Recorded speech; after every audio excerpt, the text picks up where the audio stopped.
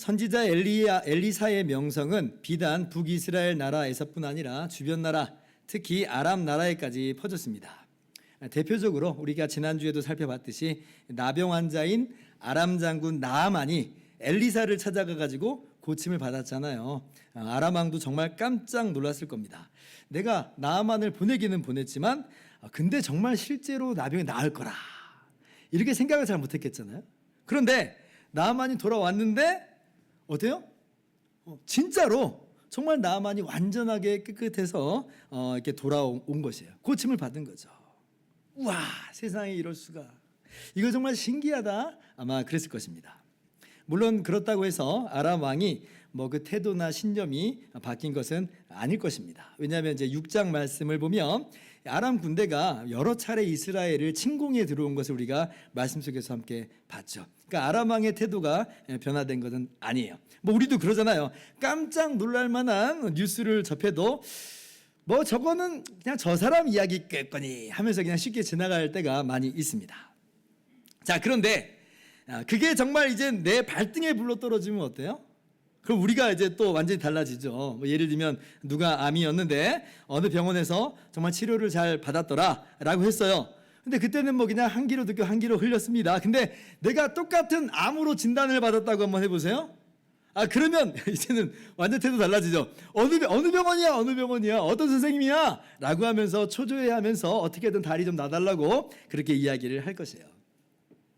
오늘 아람 왕 베나닷이 딱 그런 모양이었습니다. 베나닷이 병이 들었어요. 근데 이제 가벼운 병은 전혀 아니었던 것이고요. 기력이 쇠해가지고 손가락 하나 제대로 움직일 수 없는 그러한 중병이었던 것으로 보입니다.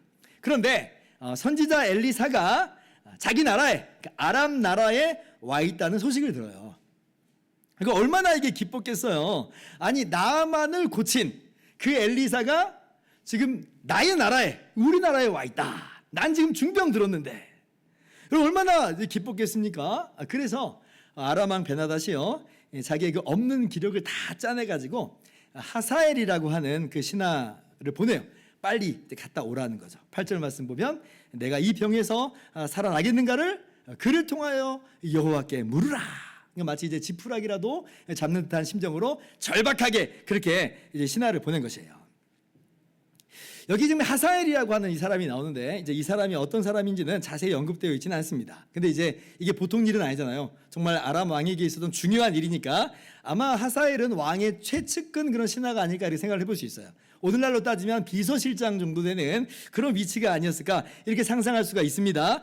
그런데 그렇다고 왕족은 아니에요. 왕족은 아니에요. 여러분 세계사도 보면 이 하사엘에 대한 그런 언급이 나오는데요. 지금 대형 박물관에 있는 이 고대 아수르 비문 살마네셀 3세의 비문이 있는데 거기에 이제 아람 왕이 된 나중에 아람 왕이 된 이 하사엘에 대한 문장이 하나 나와요. 사진 제가 한번 갖고 와봤어요.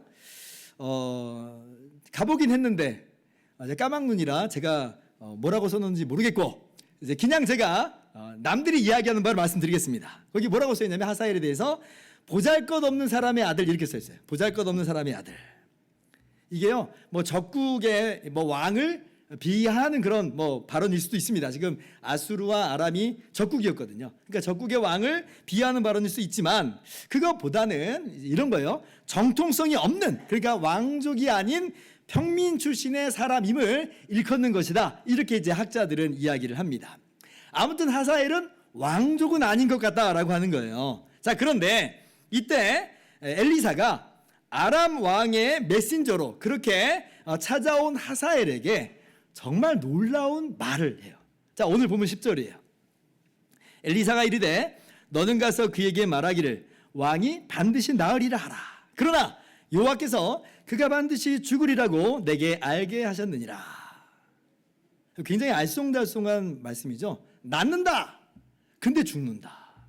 수수께끼 같은 그런 말씀이에요. 그러면서 이제 엘리사가 뭐라고 하나님 말씀을 전하냐면 13절 하반절입니다. 같이 읽읍시다. 시작. 엘리사가 대답하되 여호와께서 내가 아람 왕이 될 것을 내게 알게 하셨느니라 하더라. 하사엘이 아람 왕 베나닷의 뒤를 이어서 아람 왕이 될 거라 이렇게 이야기해줘요. 왕족이 아닌데 평민인데 그런데 아람 왕이 될 것이다. 정말 깜짝 놀랄 만한 이야기죠. 하사엘의 입이 아마 떡 벌어져서 다물어지지 않았을 것 같아요. 그리고 이제 하사엘이 아람 왕에게로 돌아가 보고를 합니다. 그런데 이제 자기가 들은 걸 다 이야기할 수는 없잖아요. 아니, 내가 왕이 된다는 얘기를 어떻게 이야기를 하겠어요. 그래서 엘리사가 한 말 중에 제일 첫 번째 말, 왕이 반드시 살아나시리이다, 이 말만 합니다. 그리고 나서 이제 하사엘이 정말 충격적인 일을 저지르는데요. 이튿날 하사엘이 왕을 암살해요. 15절에 보니까 이불을 물에 적셔서 왕의 얼굴을 덮어버렸다 그래요. 그래서 왕을 죽였다 합니다. 자연사를 가장한 거예요. 자, 그런데도 이제 베나닷이 아무런 저항을 못했다고 하는 것은 그만큼 지금 베나닷이 쇠약해져 있다는 말이죠. 그러면서 아무도 모르게 이 일을 한 것을 보니까 하사엘이 정말 최측근이 맞구나라고 하는 걸 다시 한번 확인할 수가 있는 것이에요. 자, 그렇다면 오늘 이 말씀을 통해서 하나님께서 오늘 말씀을 통해서 우리에게 주시는 교훈은 무엇인가? 어떠한 말씀을, 어떠한 진리를 우리 가운데 깨닫게 하시는가? 우리가 과연 성경 말씀을 통해서 어떠한 진리를 발견할 수 있는가라고 할 때에 두 가지를 살펴봅시다. 첫째로, 하나님께서는 이스라엘뿐 아니라 아람 나라도 다스리시는, 나아가서 온 세상의 주인이심을 우리들에게 분명하게 교훈하여 주세요. 이것이 오늘 본문 말씀의 분명한 첫 번째 교훈입니다. 오늘 말씀 보면 어때요? 그동안 강력한 힘과 권력을 누리면서 행사했던 그 베나닷을 패하시잖아요. 그리고 하사엘을, 아무것도 아닌 하사엘을 왕으로 세우십니다. 하나님께서 뭐예요? 이스라엘뿐 아니라 열 왕을 패하시기도 하고 열 왕을 세우시기도 하는 분이라는 거예요. 그 말은 무슨 말이냐면 하나님이 온 세상 모든 나라의 진정한 왕이시다라고 하는 거죠. 하나님이 모든 나라의 진정한 왕이세요. 오늘 이것이 본문이 우리 가운데 분명하게 깨닫게 하시는 교훈입니다. 다니엘 4장을 보면 우리가 더 분명하게 우리가 알 수가 있는데요. 거기를 보면 이제 고대 근동 지역을 다 점령했던 바벨론의 느부갓네살 왕에 대한 이야기가 나와요. 느부갓네살이 그 당시 고대 근동을 다 이제 점령했어요. 패권자예요, 패권자. 자기가 똑똑하고 자기가 능력이 많아서 대제국의 왕이 되었다, 이렇게 생각을 했습니다. 그러나 하나님께서 어때요? 그 느부갓네살의 교만을 그 자리에서 꺾어버리시죠. 느부갓네살에게서 총명을 빼앗으십니다. 그러면서 하시는 말씀이 뭐냐면 다니엘서 5장 32절을 보면, 자, 내가 사람에게서 쫓겨나서 들짐승과 함께 살면서 소처럼 풀을 먹을 것이요, 이와 같이 7대를 지내서 지극히 높으신 이가 사람의 나라를 다스리시며 자기의 뜻대로 그것을 누구에게든지 주시는 줄을 알기까지 이르리라 하더라. 네가 진짜 왕인 줄 알았지? 아니야 라고 말씀하세요. 아니야. 그래서 어떻게 되냐면 정말로 이 대제국의 왕이었던 느부갓네살이 7년 동안을 미친 채로 지납니다. 하나님이 총명을 가져가시니까 7년 동안 미친 채로 지내요. 뭐예요? 하나님께서 사람의 나라를 다스리시는 진정한 왕이시다라고 하는 거죠. 믿으시기 바랍니다. 여러분, 이러한 진리가 우리에게 주는 이 중요한 두 가지 적용점이 있어요. 첫 번째 적용점은 뭐냐면, 그러므로 우리가 교만할 수 있다 없다? 교만할 수 없다. 교만해서는 된다 안 된다? 교만해서는 안 된다는 거예요. 느부갓네살 보세요. 내가! 라고 했다가 7년을 미쳤잖아요. 그나마 7년 뒤에 하나님께서 총명을 다시 주셨기 때문에 망정이지, 안 그랬으면 평생 그렇게 살다가 죽었을 것입니다. 여러분, 우리가 우리의 인생을 살다 보면 정말 순간순간 깜짝 놀랄 만한 일들을 좀 겪는 것 같아요. 그런 일을 겪을 때마다 우리가 문득 깨닫죠. 내가 지금까지는 주인인 줄 알았어요. 내가 내 인생의 왕인 줄 알았어요. 그러나 그런 일들을 겪을 때마다 우리가 문득 깨닫습니다. 우리의 인생이라고 하는 게 얼마나 허약한 건가, 얼마나 연약한가. 내가 내 인생을 주장할 수 있는 줄 알았는데 내가 주장할 수 있는 것이 아무것도 없다라고 하는 것을 깨닫게 돼요. 지난주에 그 시청에서 벌어진 끔찍한 참사 소식을 우리가 뉴스를 통해서 접했습니다. 정확한 사고 원인은 아직 나오지 않았지만 자동차 역주행 사고로 말미암아 한순간에 9명의 정말 안타까운 생명이 목숨을 이제 잃게 됐습니다. 여러분, 오해하지 마세요. 제가 그분들이 교만했다든지 죄를 지어서 그런 일을 당했다, 그런 말씀 드리는 거 아닙니다. 제가 말씀드린 건 뭐냐면 우리의 인생이라고 하는 게 정말 한없이 연약하다라고 하는 것, 우리가 내일 일을 장담할 수 없다라고 하는 것을 말씀드리려고 하는 거예요. 누가 상상이나 할 수 있었겠어요. 정말 안타까운 이 스토리 중에 하나는 그 돌아가신 분 중에 한 분이 그날이 승진한 날이라고 하죠. 승진한 날이에요. 그래서 승진 회식을 하고 나서 그런 참변을 당했다라고 한 겁니다. 더 마음을 찡하게 한 건 뭐예요? 그 다음날 사무실로 승진떡이 배달이 됐다는 거예요. 그러니까 지금 승진을 해서 인터넷으로 아마 주문을 했겠죠. 아니면 그 동네 떡집에 주문을 했겠죠. 사무실 사람들에게 다 돌려주겠다고 그렇게 돌리겠다고 떡을 주문한 거예요. 그런데 떡만 배달되는 안타까움을 우리가 접한 거죠. 뭐예요? 우리는 우리의 인생을 한 치 앞도 제대로 내다볼 수 없는 존재들이라고 하는 거예요. 그러니 우리가 어떻게 교만하거나 어떻게 우쭐할 수 있다는 말인가? 우리가 주인 행세하고 우리가 우리의 인생을 주관하는 것처럼 보이지만 아니에요. 우리는 청지기일 뿐이에요. 이것이 첫 번째 적용점입니다. 두 번째 적용점은 뭐냐? 자, 그런데 그렇게 온 세상의 주인이요 진정한 왕이신 하나님께서 바로 띄워주시면 안 돼. 요거 아니에요. 우리의 아버지가 되어주셨다. 예수 그리스도 안에서 온 세상의 주인 되신 하나님이 우리 아버지가 되어주셨다는 측면에서 여러분 이것은 우리에게 얼마나 큰 위로와 격려와 힘이 되는지 몰라요. 생각해 보세요. 온 세상의 주인이신 하나님이 우리 아버지시다. 다니엘서도 마찬가지고 열왕기서도 마찬가지인데요. 여러분 다니엘서와 열왕기서를 읽는 원독자는 어떤 사람들이냐면 멸망당한 이스라엘 사람들입니다. 그러니까 지금 언제 다니엘서와 열왕기서가 쓰여졌냐면 이스라엘이 멸망한 다음에 쓰여진 거예요. 자, 그러면 여기서 이제 두 가지 질문이 나오죠. 아니, 하나님이 온 세상의 주인이신데 하나님의 백성인 이스라엘이 망했어? 이거 어떻게 된 거야? 라고 질문이 나오겠죠. 그 대답은 뭐예요? 우리가 알다시피 이스라엘이 하나님을 떠났잖아요. 범죄했잖아요. 그래서 하나님께서 심판하신 것이고 징계한 것이다. 하나님이 없다든지 하나님이 힘이 약하다든지 그런 거 전혀 아니라라고 하는 거예요. 자, 그럼 이어서 나오는 질문이 있습니다. 뭐냐면 과거에는 우리가 그렇게 온 세상의 주인 되신 하나님의 백성이었다 할지라도 이제는 하나님이 우리를 버리신 것 아니냐. 그래서 우리는 이미 이제 끝장난 인생들 아니냐라고 하는 질문이 연이어서 나올 수 있겠습니다. 자, 그런데 다니엘서와 열왕기서의 이 마지막 기사를 보면 그렇지 않다는 걸 우리에게 얘기해줘요. 하나님께서 하나님의 백성을 결코 버리시는 것이 아니라라고 하는 것을 말씀 속에서 보여줘요. 예를 들면 다니엘서는 어때요? 하나님께서 하나님을 경유하는 다니엘과 그 세 친구를 지켜 보호하여 주시잖아요. 그 포로로 잡혀간 그 나라에서 승승장구하게 하시잖아요. 그리고 또한 이미 멸망하기 전부터 하나님께서 선지자들을 이스라엘 백성들에게 보내주시면서 너희가 너희 죄 때문에 반드시 멸망당할 거지만 그러나 그 후에 내가 회복시키겠다라고 하는 하나님의 메시지를 함께 주시기도 했어요. 그래서 하나님께서 하나님의 백성들을 지금 버리시지 않았다라고 하는 겁니다. 자, 그렇다면 자, 다시 한번 보세요. 온 세상의 주인 되신 하나님이에요. 나는 지금 멸망당해서 열방 중에서 참으로 막막하고 존재감도 없고 연약하고 고달픈 인생을 삽니다. 그냥 뭐예요? 그런 가운데도 누가 우리를 붙잡고 있어요? 온 세상의 주인이신 하나님이 우리를 붙잡고 계신다는 거예요. 그러니 소망이 생기겠어요? 안 생기겠어요? 소망이 생기죠. 하나님이 온 세상의 주인이 아니라거나 하나님이 우리를 완전히 버리셨다거나 그러면 소망이 없는 거예요. 그러나 전혀 그렇지 않잖아요. 여러분 이것이 이스라엘만의 이야기가 아니라 우리들의 이야기예요. 예수 그리스도 안에서 우리가 영원히 그렇게 하나님의 백성이 된 것입니다. 그러므로 지금 내가 고달픈 인생길을 겪고 있고 힘겨운 오늘 이 시간을 겪고 있지만 이러한 하나님의 은혜가 있으므로 우리는 무엇을 갖는 거예요? 소망을 갖는 거예요.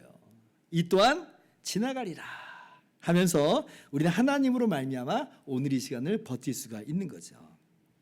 이러한 온 세상의 주인 되신 하나님의 크신 위로와 힘이 격려가 예수 그리스도 안에서 오늘 또 여러분 가운데 충만하게 부어지기를 주님의 이름으로 축원합니다. 자, 두 번째, 오늘 하나님께서 깨닫게 하시는 두 번째 진리는 뭐냐? 자, 온 세상의 주인 되신 하나님께서 하나님의 심판의 도구로 때로는 더 악한 자도 들어쓰신다라고 하는 거예요.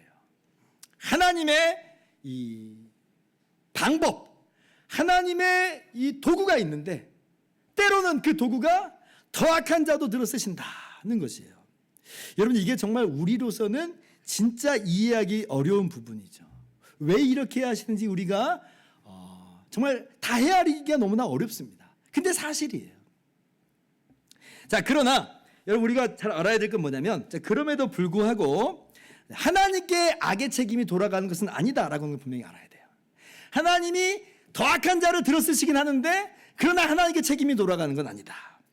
두 번째, 하나님께서 하나님의 도구로 쓰신 그 더 악한 자 어떻게 하시느냐? 결국은 그도 심판받는다라고 하는 것을 우리가 아울러 기억을 해야 됩니다. 자, 그럼 차근차근 한번 봅시다. 정말 하사엘이 하나님의 심판의 도구가 맞느냐라고 할 때 오늘 열왕기상 19장 말씀 보면 하나님께서 엘리야에게, 선지자 엘리야에게 하신 말씀이 있어요. 그때 하나님께서 하사엘을 아람 왕으로 세우라 말씀하세요. 그러니까 오늘 그냥 하나님이 하사엘이 왕이 될 걸 미리 아는 수준이 아니라 이미 엘리야를 통해서 하사엘을 아람 왕으로 세우신다는 거예요. 그러면서 열왕기상 19장 17절 보세요.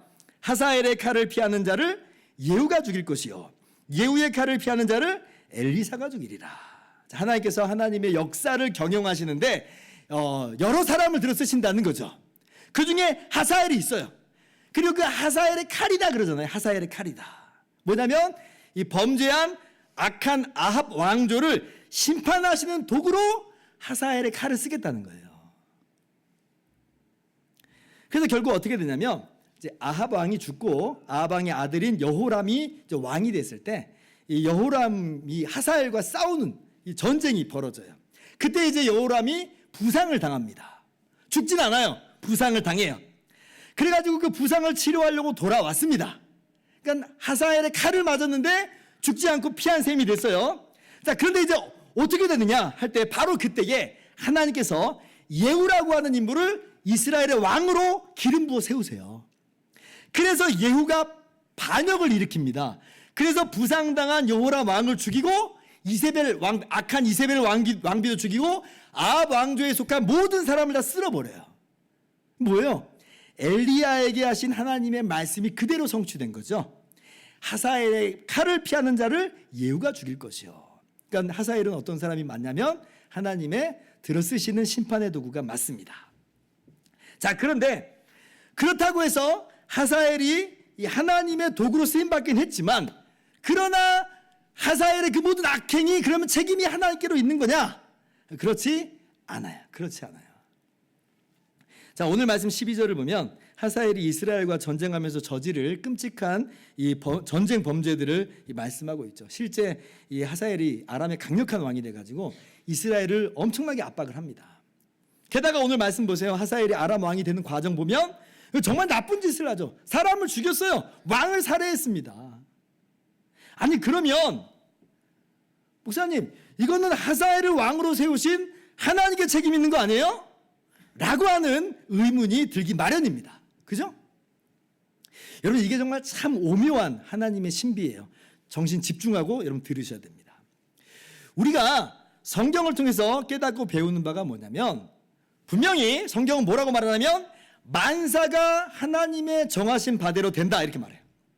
여기 어느 것 하나 예외가 없다 이야기합니다. 참새 한 마리도 하나님이 허락하시지 않으면 땅에 떨어지는 법이 없다 말씀하세요. 자, 그런데 성경에서 교훈하시는 바는 뭐냐면 하나님께서 인격체인 사람에 대해서 일을 정하신다라고 할 때는 반드시 하나님이 정하신 대로 되는데 그런데 그것은 무슨 로봇 프로그래밍처럼 되는 것은 아니다 그래요. 만약 로봇 프로그램 정도라면 정말 하나님께 책임이 돌아가게 되죠. 그런데 하나님께서 사람에게 대해서 정하신 것은 그런 정도, 그런 수준이 아니라라고 하는 거예요. 정말 사람에게 있어서도 하나님의 정하신 바대로 되지만 그러나 사람은 동시에 자신의 원함과 자신의 선택과 자신의 결정으로 행동을 하는 거예요. 이게 신비예요. 우리가 이걸 경험적으로도 분명히 알죠. 우리가 행동하는 모든 우리의 행동을 잠잠히 들여다보세요. 어쩔 수 없이 하는 거예요? 강제로 하는 거예요? 뭐에 홀려서 하는 거예요?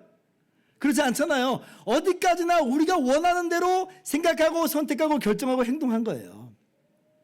성경에서도 예를 들 수 있는데 가룟 유다가 예수님을 은 30개 받고 대제사장에게 팔죠. 근데 가룟 유다 보세요. 어쩔 수 없이 강요받아서 강제로나 뭐에 홀려가지고 뒤집어 쓰여가지고 그렇게 예수님을 팔아넘긴 거예요? 그렇지 않죠. 가룟 유다는 분노했어요. 분노하고 돈에 대한 욕심에 사로잡히고 돈에 대한 아까워하는 마음이 그 안에 가득 차서 그래서 자기가 원하여 자기가 선택하여 예수님을 팔아넘긴 거예요. 가룟 유다에게 아니 하나님이 그렇게 하라고 시키더냐? 라고 물으면 가룟 유다가 뭐라고 대답하겠어요? 자기가 했다 그럴 거예요. 자기가 했다. 마찬가지예요. 우리의 모든 선택과 우리의 모든 결정들 그렇습니다. 우리의 의사에 따른 거예요. 그러므로 책임은 누구에게 있냐면 그렇게 자유로이 원한 바로 그 당사자에게 있는 거예요. 자, 그런데 성경이 동시에 뭐라고 말씀하냐면 자, 예수님께서 마태복음 26장 24절 말씀 이렇게 말씀하시죠. 자, 인자는 자기에 대하여 기록된 대로 가거니와 인자를 파는 그 사람에게는 화가 있으리로다. 그 사람은 차라리 태어나지 아니하였더라면 제게 좋을 뻔하였느니라. 자, 이 모든 것이 하나님의 정하신 대로 된다는 거죠. 인자는 기록된 대로 가거니와 그러잖아요. 자, 그런데 그 책임은 누구에게 있다는 거예요? 인자를 파는 그 사람에게는 화가 있으리로다. 책임은 누구에게 있다?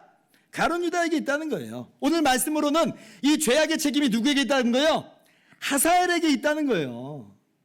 여러분 이게 정말 참 오묘하고 신비입니다. 성경이 이렇다고 알려주셔서 우리가 비로소 알게 된 거지 사실은 우리는요 하나님의 정하심을 전혀 의식하지 못해요. 전혀 알지를 못해요. 그러나 성경은 분명히 말해요. 모든 일을 그 뜻대로 정하시는 분이시다. 하나님에 대해서 분명히 말해요. 그래서 우리는 하나님께서 만사를 정하시고 인간에 가는 모든 것도 정하시는데 그러나 너무나 신비로운 것은 인간은 어디까지나 자신의 자유로운 의사로 일을 진행하는 것이고 그래서 책임은 인간이 지는 것이다 라고 성경이 교훈해요. 좀 어렵죠. 근데 이게 성경이 알려주신 바예요. 자, 그러면 한 번 더 물어볼 수 있습니다. 그러면 하나님 왜 이렇게 하시는가? 왜 이렇게 악한 자를 들어 사용하시는가라고 하는 의문이 있어요. 꼭 이렇게 하실 필요는 없잖아요. 그죠? 근데 왜 꼭 이렇게 악한 자를 간혹 들어서 사용하시는가라고 하는 의문이 있어요. 오늘 말씀으로 따지면 왜 하사엘 같은 이 악한 사람을 들어 쓰시는가? 물론 아합 왕조가 하나님을 떠난 그래서 심판받기 마땅한 악한 왕조고 거기에 동조해버린 이스라엘 백성들도 벌받아 마땅한 건 인정합니다. 근데 왜 하필 하사엘이에요? 하나님도 모르고 사실 더 악한 하사엘을 들어 쓰신다는 게 그게 납득이 잘 안 되는 거예요. 여러분 이게요 우리 인생 속에서 드리워지는 깊은 씨름입니다. 우리 인생 속에서 맞닥뜨리는 게 문제예요. 우리가 어때요? 우리 자신이 죄인이고 허물 받은 사람인 거 알아요 몰라요? 알아요. 하나님 앞에서 우리 삶을 돌아볼 때 전혀 떳떳하지 못하는 것 우리가 잘 압니다. 그래서 때로는 우리에게 다가오는 여러 어려움과 시련을 바라보면서 아이고 내가 받을 죄값을 내가 받는구나 라고 하는 심정일 때가 정말 더러 있습니다. 그런데 그 중에서 어떤 때는 우리가 하나님에 대해서 항의하고 싶은 마음이 들 때가 있어요. 뭐냐면 나를 힘들게 하고 나를 괴롭히는 저 사람 아니 저 사람은 나보다 더 나쁜 놈인데 라고 할 때 그때는 막 하나님께 막 따져 묻고 싶은 거예요. 딴 사람이면 하나님 이해하겠는데 왜 하필 저자를 들어서 나를 이렇게 고통스럽게 하십니까? 심지어는 저 사람은 더 나쁜 놈이면서도 아무런 시련이나 어려움이 없는 것 같고 더 떵떵거리면서 큰소리 치면서 살아. 그러니까 막 우리 안에서 막 목구멍까지 이제 막 치밀어 오르죠. 하나님 이거 공정하지 않아요. 아니 이러시는 법이 세상에 어디 있어요? 막 이런단 말이에요. 여러분 이 질문을 구약에서 한 사람이 있어요. 우리가 똑같은 질문을 한 사람이 있어요. 그 사람 바로 하박국 선지자입니다. 그때 남유다 왕국이 하나님을 떠나고 패역한 상황을 이제 우리가 목도하게 됩니다. 하박국이 그걸 봐요. 정말 하나님을 떠난 패역한 이스라엘 백성들을 봅니다. 그러면서 하나님께 물어요. 하나님 언제까지 내버려 두실 겁니까? 이렇게 물어요. 그러니까 하나님께서 하박국 선지자에게 대답을 하세요. 내가 심판하겠다 이렇게 말씀하세요. 그럼 하박국 선지자가 예스!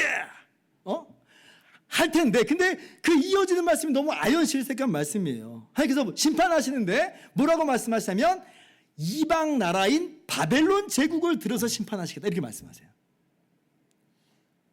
그러니까 하박국 선지자가 경악해가지고 놀래가지고 다시 한번 물어봅니다. 아니 바벨론 제국이라고요? 이스라엘 백성보다 더 악한 제국인데?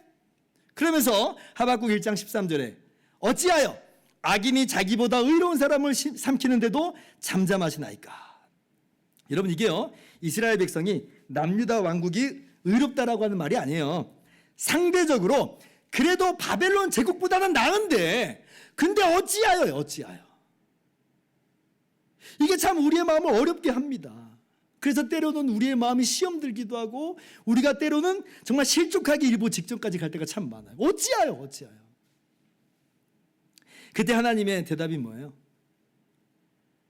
바벨론 제국을 통해서 심판하시는데 그러나 바벨론 제국도 결국 하나님의 분노의 잔을 마실 것이다. 이렇게 대답하여 주세요. 바벨론 제국도 하나님의 심판을 피할 수 없다는 것이죠. 여러분 이게 충분히 대답이 되셨습니까? 위로가 되셨습니까? 잘 안 되는 것 같아요. 그죠? 아니 목사님 그러면 그래도 그냥 바벨론이 더 낫겠네요. 아니 이래도 망하고 저래도 망할 거면 아니 그냥 실컷 즐기다가 그냥 망하는 게 낫겠잖아요. 이런 마음이 막 든단 말이에요. 예 맞아요. 다 망하면 그렇습니다. 그래서 사도 바울께서도 우리가 부활이 없으면 우리가 가장 불쌍한 사람이라 이렇게 말씀하는 거예요. 자 그런데 하나님께서 하박국 선지자에게 뭐라고 말씀하시냐면 하박국 2장 4절에 그러나 의인은 그의 믿음으로 살리라 말씀해요. 의인은 그의 믿음으로 말미암아 살리라. 여러분 여기서 이 의인은 순도 100% 죄 없는 의인을 말하는 게 아닙니다. 아니 지금 유다 이스라엘 백성이 심판받는 주제에 무슨 의인이에요? 자 그러나 이 의인은 어떤 사람이냐면 이런 사람이에요. 이 의인은 자신의 죄를 참으로 인정하는 사람이에요. 자 무슨 말이냐면 더 악한 바벨론에 의해서 압제를 당한다고 해서 내가 왜 이 심판을 받아야 됩니까? 라고 하는 게 아니라 이게 비교하면서 상대적으로 나의 의로움을 저울질하려 든 사람이 아니라 오직 하나님 앞에서 나는 참으로 심판받아 마땅한 죄인임을 인정하는 사람이에요. 그러므로 내가 의지할 바는 오직 긍휼이 많으신 하나님의 은혜만을 의지하는 사람이 이 하박국에서 말하는 바로 그 의인입니다. 그리고 그 의인이 산다는 거예요. 그 의인이 산다. 의인은 믿음으로 말미암아 살리라. 즉 딴 사람 안 보고 오직 나 자신이 하나님 앞에서 죄인임을 깨닫는 사람, 인정하는 사람. 그래서 오직 나를 위해서 대신 십자가를 지신 하나님의 아들 예수 그리스도의 은혜만을 믿고 의지하는 사람. 그 의인이 믿음으로 말미암아 사는 거예요. 의인은 믿음으로 말미암아 살리라. 그러나 죄인임에도 불구하고 끝까지 자기 잘났다고 교만한 사람은 온 세상의 주인이신 하나님의 공의로우신 심판으로 말미암아 멸망하게 돼요. 자신의 죄가 자기에게로 돌아가죠. 자 그러면 죄인임에도 불구하고 내가 저 사람보다 나은데 왜 나만 하는 사람은 어떻게 될까요? 둘 중에 하나입니다. 마침내는 자신이 정말 죄인인 줄 알아 그래서 믿음으로 살게 된 사람이 있고 아니면 더 원망하고 불평하다가 그래서 나 하나님 안 믿을래 하고 하나님을 떠나서 망해버리는 사람이 있죠. 여러분 우리는 어떤 사람입니까? 우리가 정말 죄인인 줄 아는 사람들이에요. 다른 사람과 비교해서 죄인이거나 다른 사람보다 더 못나서 죄인이 아니라 하나님 앞에서 하나님의 법 앞에서 우리는 참으로 죄인인 줄을 아는 사람들이에요. 그래서 사는 거예요. 왜냐하면 그래서 예수님만 의지하거든요. 예수님만 믿는 거거든요. 의인은 믿음으로 말미암아 살리라.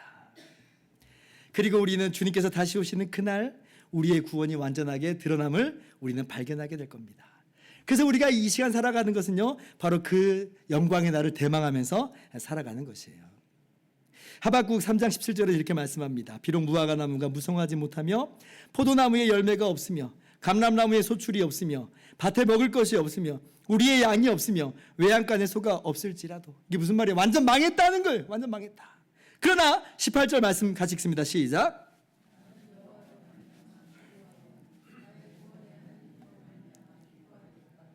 아멘. 다른 사람 비교하지 않겠습니다. 이리저리 둘러보지 않겠습니다. 오직 이 죄인을 구원하실 하나님을 바라보면서 나는 기쁨으로 이 시간을 감내해 나가겠습니다. 의인은 믿음으로 말미암아 살리라. 믿으시기 바랍니다. 이제 말씀 마칩니다. 진흙탕 같은 우리 인생이라 할지라도 우리가 낭망하지 않는 이유가 바로 여기 있어요. 우리 하나님께서 모든 역사를 주관하신다는 거예요. 우리가 하나님의 손에 있기 때문에 오늘도 안심하고 위로받으면서 새 힘으로 일어날 수 있는 것입니다. 그리고 역사를 주관하신 하나님께서 마침내 의의 심판을 하시는 날, 그러나 죄인인 우리는 이미 예수님께서 우리의 모든 죄값을 다 치러주셨기 때문에 주님과 함께 날아오르는 거예요. 주님과 함께 날아올라요. 이것이 우리의 미래고 우리에게 주어진 산소망입니다. 이러한 믿음으로 사시기를 바랍니다. 오직 의인은 믿음으로 말미암아 살리라. 아멘. 기도합시다.